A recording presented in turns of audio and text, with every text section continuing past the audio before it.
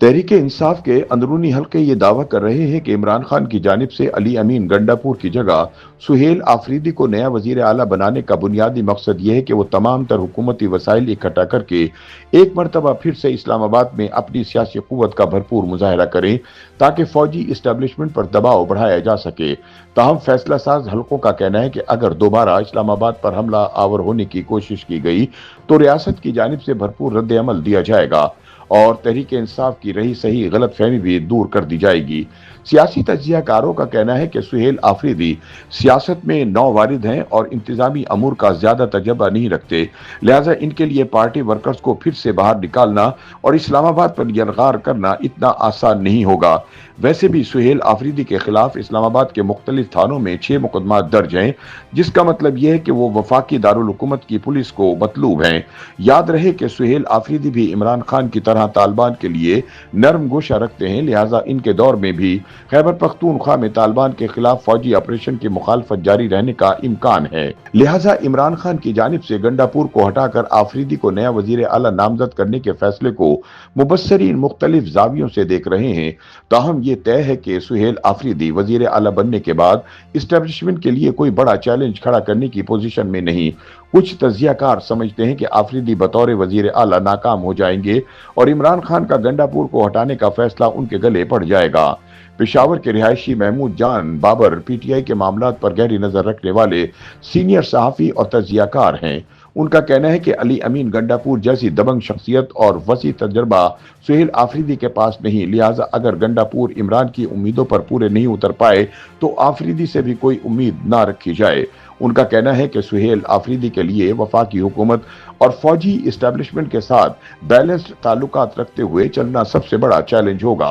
बड़ा मसला यह है कि वजीर आला बनने के बाद इन्हें सूबे के मामलात भी चलाना है और इस सिलसिले में इन्हें फौज और वफाक दोनों के ताउन की जरूरत पड़ेगी, लेकिन इसी ताउन ने गंडापुर की कप्तानी से वफादारी को मशकूक बना दिया था, जिसके नतीजे में इनसे इस्तीफा ले लिया गया। तज्जियाकारों का कहना है कि खैबर पख्तूनख्वा में दहशतगर्दी के खात्मे और बेहतर गवर्नेंस के लिए सूबे को परवेज खटक जैसे तजर्बाकार वजीर आला की जरूरत है।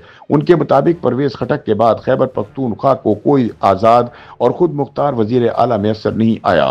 परवेज खटक का प्लस पॉइंट यह था कि वो खान से पूछे बगैर भी ऐसे फैसले कर लेते थे जो वो सूबे के बेहतर मफाद में समझते थे, लेकिन अली अमीन गंडापुर की तरह सुहेल आफरीदी से भी आजादाना फैसलों की उम्मीद न रखी जाए, क्योंकि वो भी अपने कप्तान से डिक्टेशन लेकर चलेंगे।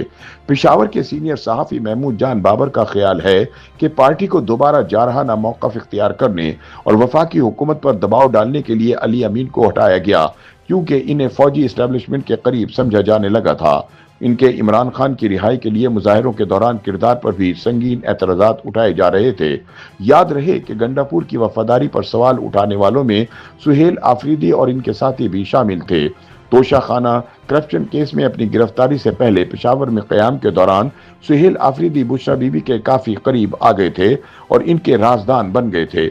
इसी वजह से बुशरा ने इमरान को आमादा किया कि वो सुहेल आफरीदी को गंडापुर की जगह वजीर आला नामजद कर दें। तहरीक इंसाफ के अंदरूनी जराये के मुताबिक इमरान खान समझते हैं कि सुहेल आफरीदी पार्टी की स्टेट पावर दोबारा से बहाल करने के लिए हर मुमकिन इकदाम करेंगे ताकि फौजी इस्टेब्लिशमेंट पर दबाव डालकर इन्हें जेल से रिहाई दिलवाई जा सके। ताहम तज्जियाकार समझते हैं कि अब एहतजाजी मुजाहिरों से इस्टेब्लिशमेंट पर दबाव डालकर इमरान को रिहा कराना मुमकिन नहीं है। उनका कहना है कि अगर ऐसा मुमकिन होता तो अली अमीन गंडापुर की वजारत आला के दौरान इमरान खान जेल से बाहर आ जाते।